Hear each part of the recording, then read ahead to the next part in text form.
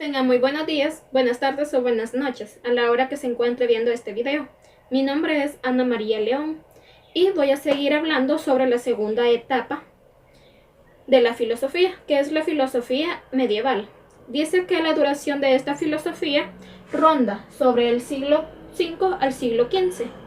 Y también dice que esta filosofía se desarrolló en Europa y Oriente Medio, durante lo que hoy se conoce como el medioevo o la Edad Media.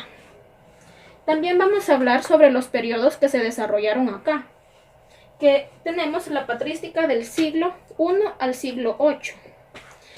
Vamos a conocer la definición de patrística. Dice que patrística es el estudio del pensamiento, doctrinas y obras del cristianismo, desarrollados por los padres de la Iglesia, que fueron sus primeros autores durante los siglos I al siglo VIII después de Cristo. La palabra patrística deriva del latín patris, que significa padre. Tenemos también el periodo de la escolástica, donde la escolástica es el resultado de la unión del pensamiento filosófico y del pensamiento teológico, para comprender y explicar las revelaciones sobrenaturales del cristianismo. Por lo tanto, la escolástica es una corriente filosófica que buscó relacionar e integrar de la mejor manera posible la razón con la fe, pero colocando siempre la fe por encima de la razón. Y en este periodo escolástica abarca lo que es la preescolástica, que ronda en el siglo VIII al siglo X, la escolástica temprana, que ronda del siglo XI al siglo XIII. También está la escolástica clásica en el año 1200 al año 1350. También tenemos la escolástica tardía, que esta ronda del año 1350 al año 1500. Voy a mencionar los autores más importantes en esta filosofía medieval, que son San Agustín, Anselmo de Canterbury, Tomás de Aquino y Guillermo de Ockham. También vamos a mencionar algunas características, donde se dice que es religiosidad, fe cristiana, crítica a la razón y neoplatónica. A lo largo del video les voy a explicar más detalladamente y les voy a dejar una imagen de cómo me quedó en digital este mapa conceptual. La filosofía medieval. ¿Qué es la filosofía medieval? La filosofía medieval es todo el conjunto de corrientes de pensamientos y tratados filosóficos que se desarrollaron desde la caída del Imperio Romano 530 después de Cristo hasta el Renacimiento en el siglo XV y XVI. La principal búsqueda de la filosofía medieval era la cohesión de las creencias heredadas y la filosofía clásica con los dogmas del cristianismo, aunque también hubo aportes muy importantes en las creencias judías e islámicas. La enseñanza y estudio de la teología es una ciencia o saber acerca de Dios. Es central en estos siglos. A ella se van a subordinar todas las demás ciencias o saberes. Existen dos grandes periodos de la filosofía medieval. El periodo patrística corresponde a la etapa primaria en la que se articuló la filosofía con el dogma religioso, principalmente cristiano. Uno de los más destacados representantes de este periodo fue San Agustín, que desarrolló una corriente que hoy en día se conoce como neoplatonismo y que puede resumirse como la interpretación de la obra de Platón bajo la óptica cristiana. Periodo escolástica. El término escolástica procede del vocablo latino scholasticus, cuya traducción literal al castellano es el que enseña en una escuela. Concretamente se llamaba así al maestro que enseñaba artes liberales en las escuelas monacales, catedralicias o palatinas. En esta etapa, que abarca desde el siglo XI hasta el XVI, se intenta explicar la revelación cristiana a través de la razón. Surge como consecuencia de la creación de las primeras universidades y la necesidad de explicar el método científico aristotélico para dar respuesta a planteamientos religiosos o sobrenaturales. Periodos de la escolástica. escolásticas temprana, que ocupa desde fines del siglo XI hasta comienzos del siglo XIII. Apogeo de la escolástica, que tiene lugar en el siglo XIII. Crisis de la escolástica, que se produce durante el siglo XIV. Los dos problemas centrales de la filosofía escolástica. El primer problema es el de los universales, que son las nociones generales como hombre o rosa que empleamos para referirnos a las cosas. La disputa filosófica que suscitaron consistió en determinar qué tipo de realidad posee.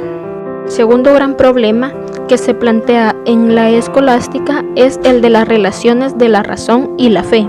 En el problema razón y fe, cuyo defensor será Tomás de Aquino, para él hay una sola fuente de verdad, Dios, pero dos caminos para llegar al conocimiento de la verdad, la razón y la fe. Si entre ambas hubiera contradicción, sería la razón la que se equivoca. Así pues, razón y fe tienen cierta independencia mutua y diferentes modos de proceder, es decir, diferentes métodos de conocimiento, pero la razón debe colaborar o ayudar al afinamiento de la fe. Esta colaboración se hace patente en la teología. Es un saber acerca de Dios que toma sus principios de la fe, pero utilizando los procedimientos lógicos y las armas dialécticas de la razón para contribuirse con la solidez y la coherencia. Los autores más importantes en la filosofía medieval tenemos a San Agustín. Fue el primero que puso en contacto la filosofía griega con la dogmática cristiana, ambas piedras angulares de la civilización occidental, Dios y alma. Estas son las dos grandes ramas del pensamiento agustino. Por un lado Dios y por el otro lado el alma, dos grandes conceptos que fue capaz de enlazar con las enseñanzas de los neoplatónicos, Plotino y Porfirio, hasta darle a sus teorías un enfoque nuevo, que seguirá vigente hasta el medioevo. Bien está Anselmo de Canterbury. Nace en 1033 y muere en 1109. Fue uno de los filósofos más alineados con el neoplatonismo. Consideraba la filosofía como una rama auxiliar para entender la fe, más que un área del conocimiento en sí misma. Y la fe era por tanto la única verdad posible y la razón estaba subordinada a ella.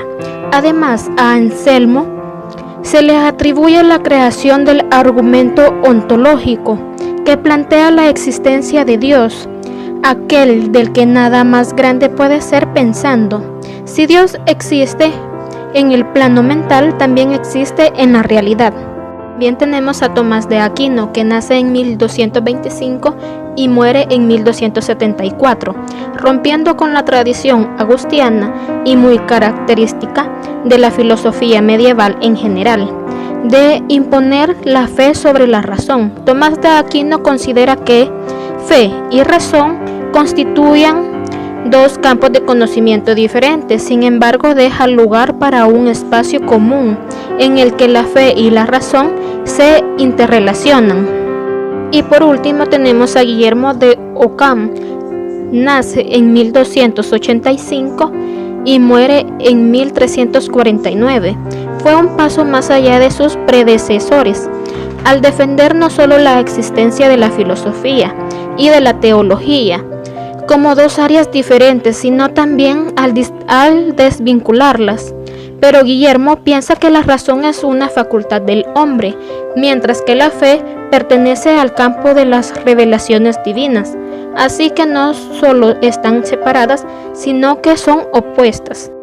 Ahora les voy a explicar las características de la filosofía medieval. La primera característica es la religiosidad. Es un término sociológico, filosófico y religioso, utilizado para referirse a varios aspectos de la actividad religiosa, la dedicación y la creencia. La segunda característica es la fe cristiana. Ha planteado muchos problemas a lo largo de la historia del pensamiento.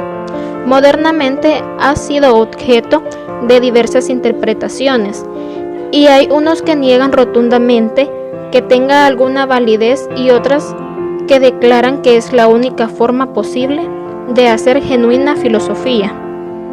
La tercera característica es el juicio de la razón, es decir, el juicio a la que la razón es sometida. La crítica de la razón será pues la exigencia de la clarificación que el ser humano se impone sobre lo que es y sobre sus últimos fines e intereses. Y la última característica es el neoplatonismo. Es una escuela filosófica del helenismo que tuvo como fin realizar una síntesis entre las ideas platónicas, aristotélicas, las pitagóricas y las que emanaban de las religiones orientales. Y es así como termina el segundo video de la filosofía medieval. Espero que le haya gustado. Muchas gracias por su atención.